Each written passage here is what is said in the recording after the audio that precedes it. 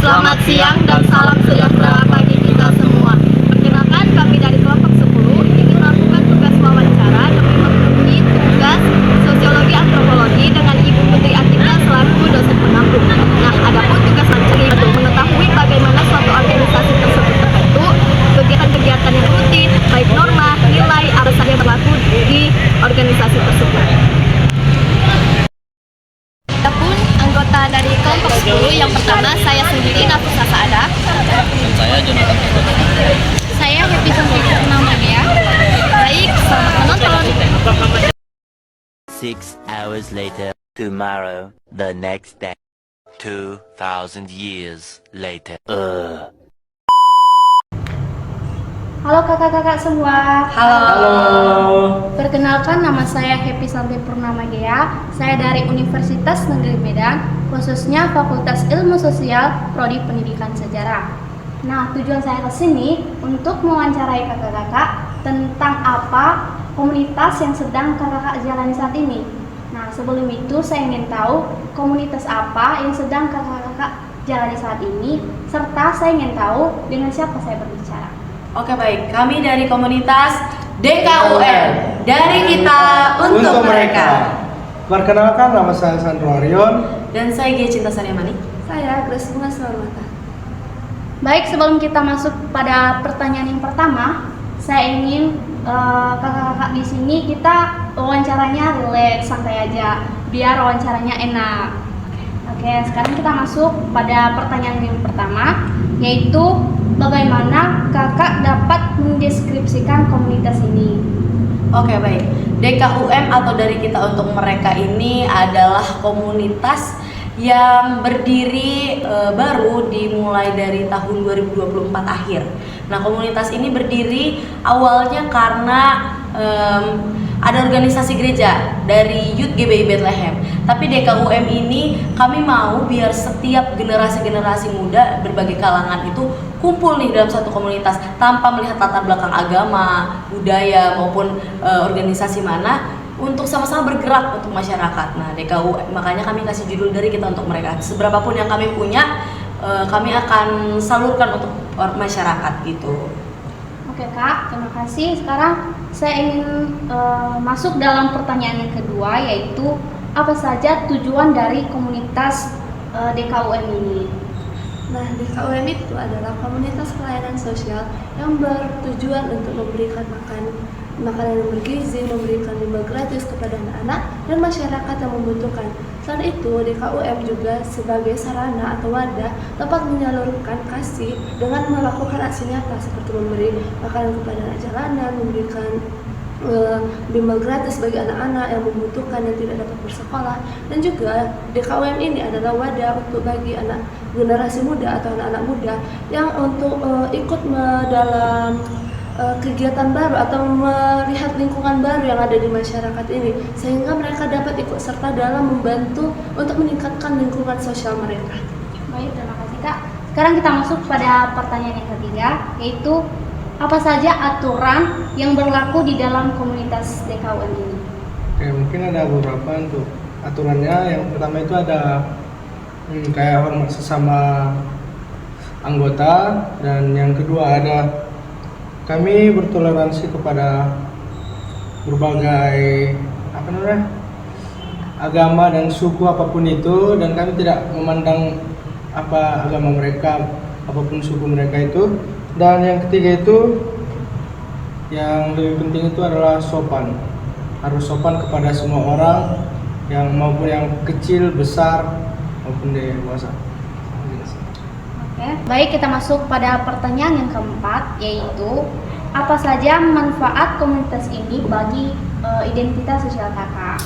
Oke, mungkin manfaatnya itu adalah membuat rasa peka saya terhadap orang yang berkekurangan di luar sana yang lebih membutuhkan daripada saya bisa menimbulkan rasa empati yang lebih daripada sebelumnya. Dan buat mungkin teman-teman semua merasakan hal yang sama seperti yang saya lakukan, dan mungkin ada teman-teman yang lain bisa mau menambahi. Nah, kalau dari saya, DKUM ini membuat saya melihat lingkungan baru. Mungkin kita mengetahui dari berita atau dari sosial media bagaimana lingkungan itu, tetapi ketika kita melihat langsung lingkungan itu, kita pasti merasakan hal yang berbeda. Selain itu, saya juga mendapatkan lingkungan yang suportif karena saling membantu dan merangkul satu sama lain. Oke, kalau dari saya sendiri mungkin identitas saya sekarang lebih dikenal menjadi mahasiswa yang nggak cuma tahu tentang pelajaran, tapi tahu tentang bermasyarakat, tahu tentang kondisi mereka, tahu tentang menindaklanjuti kehidupan orang gitu Kak. Oke, sekarang kita masuk pada pertanyaan yang selanjutnya. Apa saja kebiasaan yang dijaga dalam komunitas DKUN ini? Oke, kebiasaan yang kami jaga selalu dalam DKUN ini, kami selalu welcome dalam menerima orang baru maupun orang lama. Kami juga tetap menjaga kebersamaan itu sehingga kami dapat saling merangkul sehingga tidak menciptakan rasa canggung atau rasa senioritas, sehingga kami dapat menuju visi misi yang telah kami ciptakan di dalam komunitas ini. Dan juga aturan yang telah disebutkan oleh teman saya, Sandra tadi, itu merupakan kebiasaan kami dalam DKUN.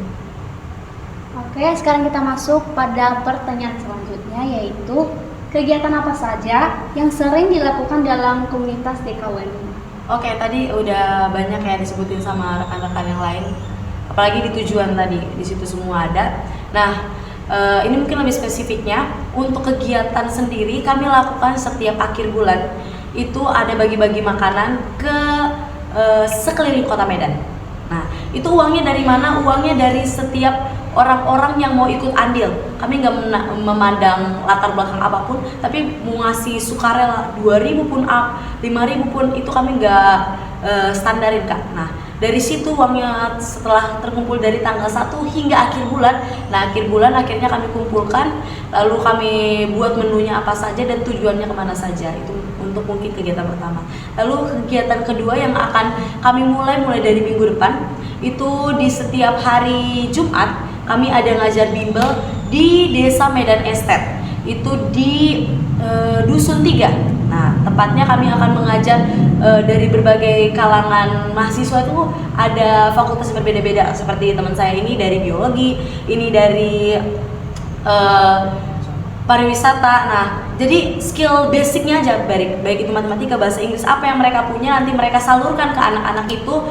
Dan khususnya ini anak-anak yang kurang mampu ya, untuk misalnya ambil bimbel gratis, bimbel tambahan di luar pembelajaran mereka. Nah, nantinya kami akan bantu baik itu PR dan meningkatkan kualitas skill mereka. Tapi selain dari pengetahuan mereka sendiri, kami juga membangun setiap nilai-nilai yang mereka punya, baik itu kesabaran, kejujuran, antusias, dan lain-lain. Itu yang kami bagikan.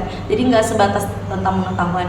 Terus kegiatan yang lainnya itu kan tadi eksternal. Nah, kegiatan internalnya baru aja kami lakukan kemarin Kak. Di hari Jumat kemarin pas hari libur, kami ada saling interaksi satu sama lain untuk meningkatkan rasa komunitas kami dan kekeluargaan kami, yaitu sport day. Nah, kemarin kami lakukan itu, kami berenang, kami lari sama, untuk sama-sama kami menyatukan hati kami untuk tahu gitu tujuan kami kemana. Tapi nggak sekedar kami keluar, tapi kami juga erat di dalam komunitas kami. Mungkin itu ya Kak, kegiatan yang baru ada, tapi harapannya nanti kami bisa lebih berkembang lagi di komunitas ini. Baik, mungkin ini menjadi pertanyaan yang terakhir saya. Nah, terima kasih telah meluangkan waktu untuk menjawab pertanyaan-pertanyaan dari saya. Jika ada kesalahan kata, mohon dimaafkan. Sekian, terima kasih. Terima kasih. Selamat sore Kak, kami dari Pendidikan Sejarah dan mencari organisasi yang ada di depan. Nah, adapun pertanyaan yang pertama, bagaimana Kakak mendefinisikan organisasi nilai? Selamat sore. Organisasi ini adalah organisasi yang terbagian, yaitu Lembaga Penalaran dan Penelitian Mahasiswa UNIMED. Nah, lembaga ini adalah lembaga keilmuan yang mengelola dan mengembangkan mahasiswa melalui riset oleh mahasiswa UNIMED. Kak, kalau saya boleh tahu kegiatan apa saja sih yang rutin dilakukan oleh organisasi ini? Baik,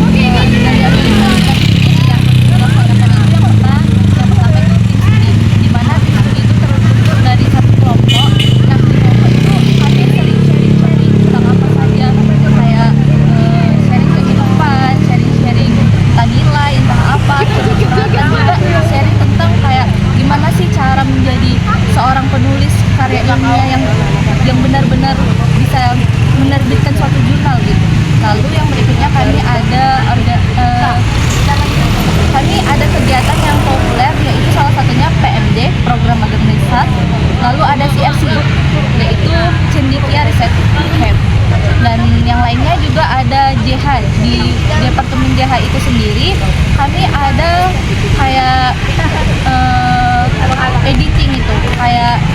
kami di situ ada kegiatan untuk memberikan mahasiswa itu secara gratis, memberikan mahasiswa cara mengedit itu yang baik dan benar. Lalu ada Ricky dari PKK, yaitu ada LKTI itu cara penulisan kata ilmiah yang sebenarnya gimana. Lalu ada di tahun ini MNC itu sangat besar sekali. Situ aja. Selanjutnya kalau saya boleh tahu budaya atau kebiasaan apa saja sih yang ada di organisasi ini? Baik, untuk budaya sendiri sesuai dengan organisasi kami, Lembaga Penalaran dan Penelitian Ilmiah Mahasiswa, itu kan tertera tentu saja di budaya ilmiahnya seperti pembakaran tulis ilmiah dan lain-lain. Dan budaya riset, sebelum melaksanakan penulisan karya tulis ilmiah, tentu saja kita melakukan riset terlebih dahulu, mengolah datanya, tentu saja budaya ilmiah dan budaya riset. Kira-kira norma atau aturan apa saja sih yang berlaku di organisasi ini? Jadi di organisasi ini yang paling pertama itu yang berlaku itu untuk pada anggota-anggotanya ya, selalu bertakwa kepada Tuhan Yang Maha Esa. Nah, jadi di mana kami walaupun mengikuti organisasi, kami tidak lupa dengan agama kami, selalu menjalankan tugas masing-masing gitu. Kemudian selalu bersikap tanggung jawab dan profesional dalam menjalankan tugasnya. Nah, kan di organisasi kami sudah dibagikan tugasnya masing-masing. Nah, itu kita harus bertanggung jawab untuk menyelesaikan yang sudah dikasih. Kemudian untuk yang tidak tertulisnya itu, kami di organisasi ini ya lebih mengindikasi jarak antara yang wanita dengan yang pria, bukan yang belajar berhubungan, tetap berinteraksi tapi tidak itu juga sering menjaga sopan santun. Nah Kak, kira-kira apa sih manfaat organisasi ini bagi identitas kakak pribadi? Jadi yang pertama itu kakak sendiri bisa menambah ilmu pengetahuan masuk organisasi ini ya. Itu Pak, terutama setiap pengisian materi itu dimateri oleh dosen-dosen yang ahli dalam bidangnya. Lalu yang kedua itu kakak dapat relasi, dapat kekeluargaan, tahu tingkatin teman-teman gitu kan. Terus yang ketiga itu kakak juga bisa public speaking gitu. Terima kasih Kak telah membersamai kami dalam wawancara ini. Kami harap semoga organisasi ini tetap berkembang lebih pesat, bersitu lebih maju dan lain sebagainya. Juga ya. Baik, selamat sore semuanya. Di sini sekarang saya sedang bersama kakak Aniza. Izin memperkenalkan diri kak. Dengan kakak siapa namanya, dengan jurusannya apa atau dan bagaimana dan sebagai apa di organisasi HMJ. Oke, sebelumnya perkenalkan, nama saya Enina Anissa Pranginangin, biasanya dipanggil Dina. Saya dari kelas E reguler 2023. Untuk organisasi, saya berada di organisasi HMJPS atau Himpunan Mahasiswa Jurusan Pendidikan Sejarah, di mana saya menjadi salah satu anggota Humas dan menjadi wakil bidang Humas seperti yang ada di baju saya sekarang. Oke. Izin kak, sebelumnya saya ingin bertanya kepada kakak, bagaimana kakak mendeskripsikan komunitas ini kak? Oh, ini bukan komunitas ya, cuman organisasi himpunan mahasiswa. Oke, jadi himpunan mahasiswa jurusan ini ya seperti yang kalian tahu lah ya, kemarin juga udah dikasih tahu kalau pasti punya divisi masing-masing, punya bidang masing-masing dalam memperkerjakan kami himpunannya gitu. Terus untuk kami ya pasti yang pertama kami gimana ya dibilangnya, berorganisasi yang pertama pasti untuk menambah teman, untuk menambah relasi dan segala macam gitu. Baik kak, kegiatan apa saja yang rutin dilakukan dalam organisasi tadi? Kalau kami itu banyak ya, jadi kami setiap divisi itu punya pekerjaannya masing-masing, punya kegiatannya masing-masing. Seperti kami Humas itu termasuk banyak kegiatannya. Seperti kalau misalnya kalian ngelihat Instagram HMJ, jadi itu kami akan rutin mengirim materi sejarah yang sama sekali belum diketahui sama mahasiswa. Seperti post-truth juga ada, seperti kayak pokoknya sejarah-sejarah yang awalnya diceritakan tidak sedemikian, tidak seaslinya, tapi kami sudah menceritakannya dengan berdasarkan fakta-faktanya gitu. Dan juga banyak kami bisa buat video setiap minggunya, ada juga puisi dari anak kemahasiswaan dan anak pendidikan, ada juga nanti kami ada buat kayak review buku, review film gitu yang bertemakan tentang sejarah. Jadi punya pekerjaannya masing-masing, punya kegiatan masing-masing, dan itu sangat bermanfaat. Budaya atau kebiasaan apa saja yang dijaga di komunitas tersebut? Kalau untuk budaya atau kebiasaan ya kami pasti berhubungan baik ya, karena memang di HMJ ini kami sangat berhubungan baik, seperti misalnya kayak dari divisi 1 ke divisi lain ataupun dari BPH-nya ke kami, seperti itu. Jadi pasti komunikasi itu merupakan budaya yang paling kami genggam gitu. Apa-apa saja tujuan dari organisasi ini? Oke, mungkin tujuannya itu banyak ya. Cuman mungkin di sini kakak saya bakalan mempersingkat saja. Seperti misalnya tujuannya itu untuk membantu kita menjadi manusia yang sangat atau perilaku kita, personal kita yang bersosialisasi. Jadi kita tidak hanya teman kita nggak yang cuma di kelas-kelas aja gitu. Jadi kan kita bisa kenal teman-teman yang kayak di kakak stambuk atau di bawah kita ataupun teman-teman stambuk lain seperti itu. Misalnya kayak dari kelas berapa dia gitu. Jadi kan kita biasanya kan kalau kelas kan kalau cuma nggak ikut organisasi kan berarti kita cuma tahu anggota-anggota kelas kita aja kan. Tapi kalau misalnya dengan ikut organisasi kita bisa menambah nilai sosialisasi kita gitu. Nilai sosial kita. Kak, ini aku ingin bertanya lagi nih Kak, bagaimana sih Kak supaya bisa masuk ke dalam organisasi Kak ini? Oke, kalau untuk masuk HMJ itu kami punya aturannya tersendiri. Jadi seperti misalnya kalau untuk semester 1 dan semester 2 itu belum bisa. Jadi dimulainya itu dari semester 3, 4 sampai ke atas seperti itu. Cuman kalau misalnya emang udah di atas 7 nanti bakalan nggak bisa lagi gitu, ngerti kan? Terus juga nanti pasti bakalan ada seleksi seperti seleksi nilai, seleksi wawancara dan segala macamnya gitu. Jadi nggak susah kok kalau misalnya memang kalian mau, dan nanti akan diinfokan lagi. Semisal nanti kalian udah semester 3 kan mau masuk HMJ itu boleh. Terima kasih banyak udah meluangkan waktunya. Oke, terima kasih. Bye-bye.